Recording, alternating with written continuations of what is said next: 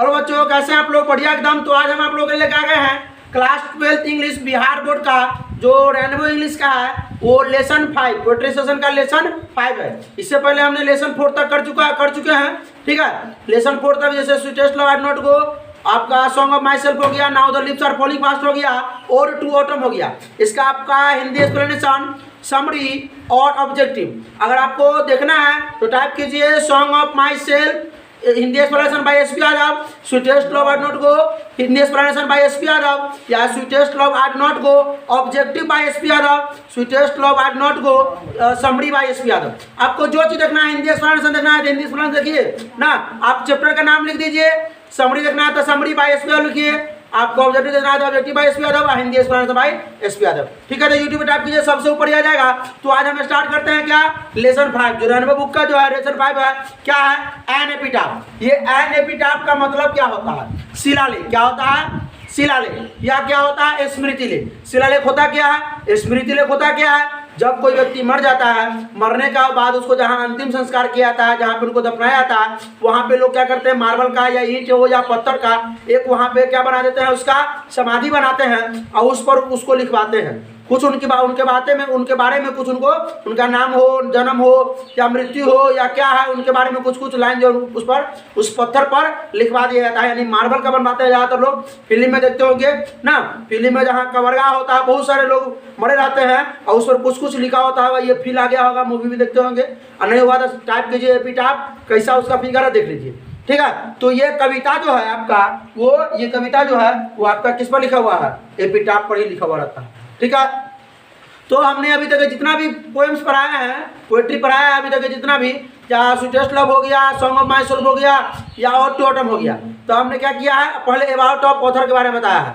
तो आते हैं, इस कविता को किसने लिखा है? वाल्टर डिलामेयर ने। किसने लिखा है? वाल्टर डिलामेयर ने। आइए उनके बारे में जानते हैं, अबाउट ऑफ ऑथर के बारे में क्या है। चलिए देखिए, वाल्टर डिलामेयर वाज बोर्न ऑन 25 अप्रैल क्या 1873। यानी उनका जो वाल्टर डिलामेयर जो थे, इनके इस कविता के जो लेखक थे, उनका जो जन्म हुआ था 25 अप्रैल 1873 को हुआ था। कहाँ हुआ था? In the village of Carlton in Kent, England के एक गांव है कार्लटन केंट, वहीं पे हुआ था उनको जन्म। ठीक है, कार्लटन केंट एक गांव है, इसको चार्ल्टन नहीं पढ़ेंगे, कार्लटन पढ़ेंगे। क्या पढ़ेंगे? कार्लटन। ठीक है, तो ये कार्लटन केंट एक गांव है इंग्लैंड में, वहीं पर इनका जन्म हुआ था। ठीक है, कब? 25 अप्रैल 1873 ईस्वी को।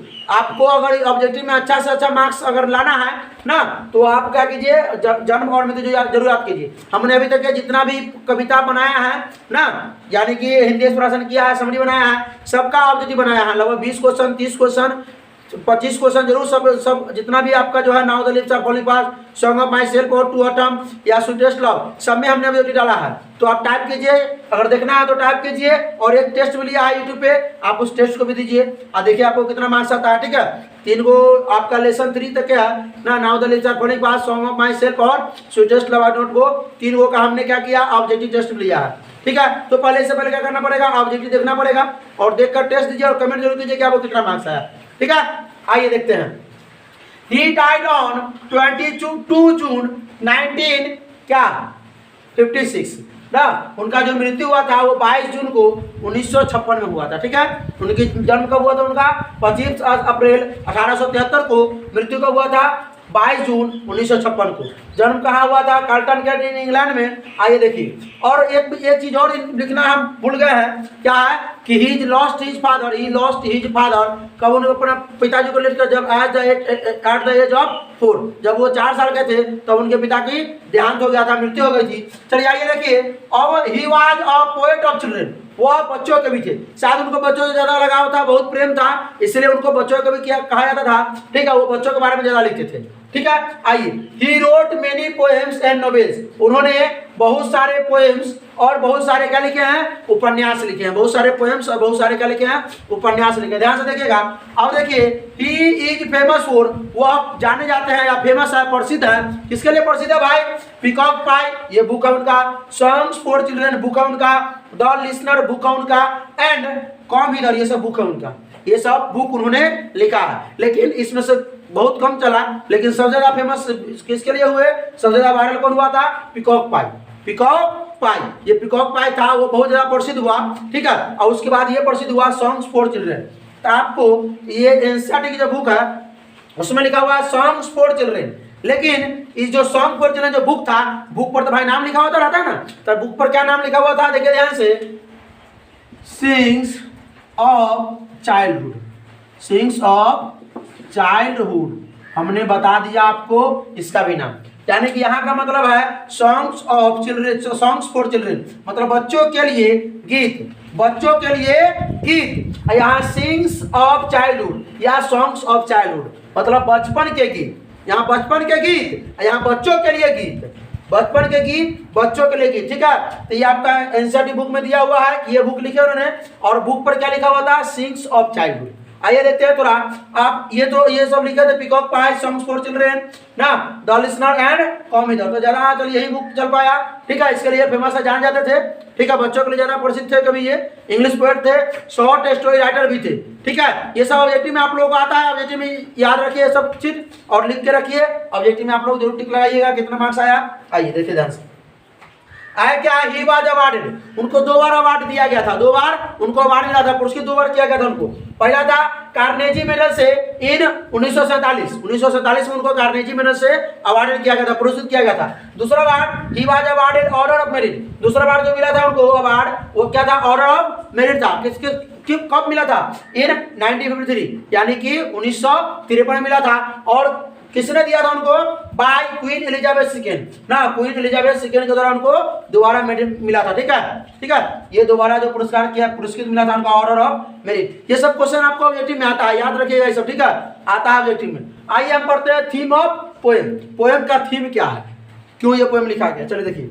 N epitaph is a fantastic love poem composed by Walter Damien, यानी एन एपिटाफ जो है फैंटास्टिक लिख सकते हैं, रोमांटिक लिख सकते हैं ना, ये लव पोएम है जो किसके द्वारा कंपोज किया गया है, लिखा गया है ना, वाल्टर डेलामेयर के द्वारा।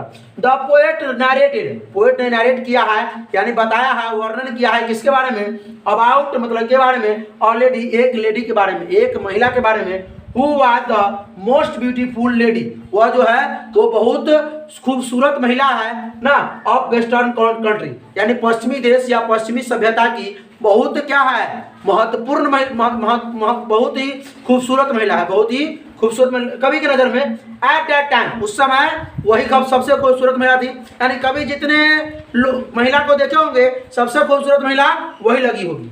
और सुनिए अब क्या है उसके बाद, but she was a proud of her beauty, क्योंकि वो महिला जो थी बहुत घमंडी थी, उनके खूबसूरती पर उनको क्या था, घमंड था, ठीक है।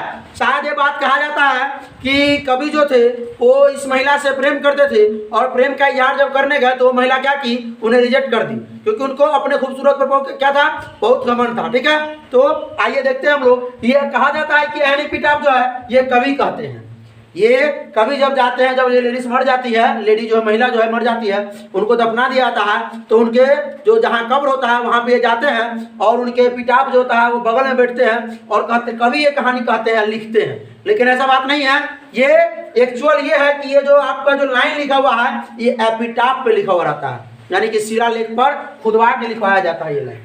कवि तो पढ़ते ही हैं, कवि तो पढ़ते ही हैं, इसको कवि ही कहते हैं, ठीक है। तो ये बुक में लिखा जाता है, तो ये आपका एपिटाफ पर लिखा होता है। आइए यहाँ पर इसका मतलब निकलता है क्या है नहीं इसको, आइए देखते हैं इसका। तो आप लोग क्या कीजिए, पहले कॉपी निकाल के बैठिए और क्या कीजिए, जितने भी वर्ड इसमें है आप लोग लिख लीजिए, उसका हिंदी लिखिए, क्योंकि अभी तक जितने भी कविता पढ़ाए हैं हम आप लोगों को, तो एक वर्ड बाय वर्ड और लाइन बाय लाइन हिंदी किया है उसका, ठीक है। तो आप अगर हिंदी इसका लिखिएगा तो आप अकेले कभी भी इसका हिंदी एक्सप्लेनेशन कर सकिए खुद से, ठीक है, दोबारा देखने की कोई जरूरत नहीं पड़ेगी। तो इसीलिए कहते हैं इसका आप वर्ड लिखिए और हिंदी लिखते चलिए, ठीक है। तो चलिए शुरू करते हैं।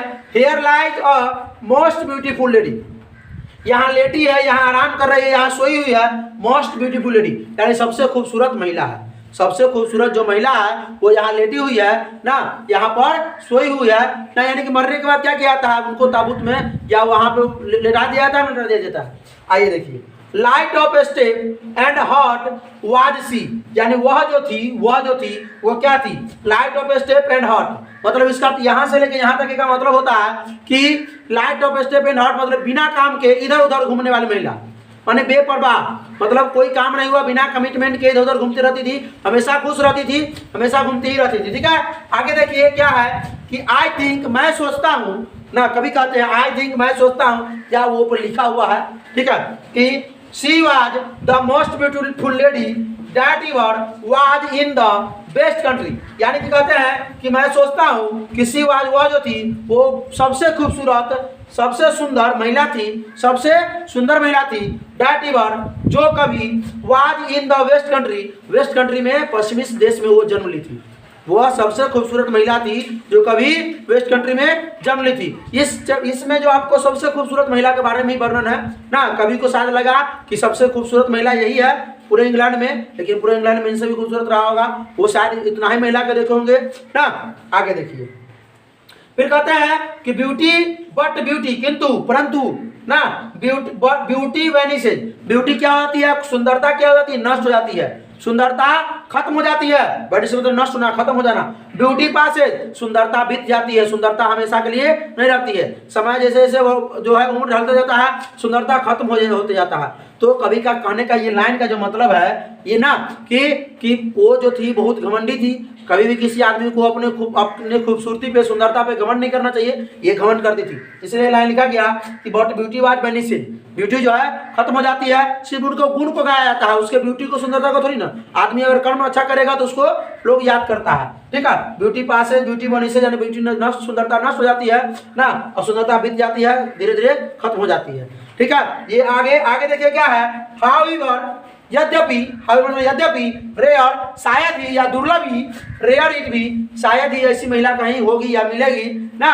अब देखिए फिर कहते हैं आगे, अब यहाँ पर क्या हुआ कि एंड और वेन, जब आई क्रम्बल, मैं टूट जाऊंगा, मैं नष्ट हो जाऊंगा, क्रम्बल मतलब नष्ट होना, ये कौन कह रहा है, कभी नहीं, अर्थ होता है कि कभी कह रहे हैं, लेकिन ये कौन कह रहा है, एपिटाफ, एपिटाफ पर लिखा हुआ है कि एपिटाफ बोल रहा है कि अगर मैं नष्ट हो जाऊंगा, यदि मैं टूट जाऊंगा, खत्म हो जाऊंगा, बारिश की वजह से हो, आंधी तूफान की वजह से हो ना, तो हु विल रिमेंबर, कौन याद करेगा, this lady of west country, west country की सबसे खूबसूरत महिला को कौन याद करेगा। अभी मैं हूँ ना, मुझ पर लिखा हुआ है, मैं टूट के गिर गया, मैं टूट गया ना, मैं नष्ट हो जाऊंगा, तो ये नहीं जानेगा कोई लोग कि यहाँ पर किसकी समाधि है ना, कौन याद करेगा इसको, कौन जानेगा, जानवे नहीं करेगा तो याद कौन करेगा। अभी यहाँ पे लिखा हुआ है तो आएगा, कोई पढ़ेगा तो जान जाएगा, इसका मतलब कि ये यहाँ पे सबसे खूबसूरत महिला है वेस्टर्न कंट्री की, जो इधर उधर घूमने वाली थी ना, और वो सुंदरता पे उसको बहुत ज्यादा घमंड था ना, ये ना बात है। अभी जब तक वो कह रहे हैं, एपिटाफ बोल रहा है कि जब तक, बोल नहीं रहा, ऊपर लिखा हुआ है कि जब तक एपिटाफ है तब तक क्या है, उसको लोग याद करेगा, उसकी सुंदरता का गाया जाएगा, गीत गाया जाएगा ना, उसको याद किया जाएगा। लेकिन जब ये नष्ट हो जाएगा, और कहीं पर बहुत लोग पढ़ाते हैं क्या कि कभी कहते हैं कि जब यदि मैं मर जाऊंगा, तो अभी मैं जिंदा हूँ तो आया हूँ इसके तौर पर ना, बैठ के मैं ये बोल रहा हूँ, लिख रहा हूँ, मैं याद कर रहा हूँ, और जब मैं मर जाऊंगा तो इसे कौन याद करेगा। इस वेस्ट कंट्री की, वेस्टर्न कंट्री जो पश्चिमी सभ्यता है, पश्चिमी देश की सबसे खूबसूरत महिला है, उसको कौन याद करेगा। ठीक है, तो आप लोग कैसा लगा आप लोगों को, ये जरूर कमेंट करके बताइएगा। ठीक है, पढ़ाई करते रहिए, ऑल द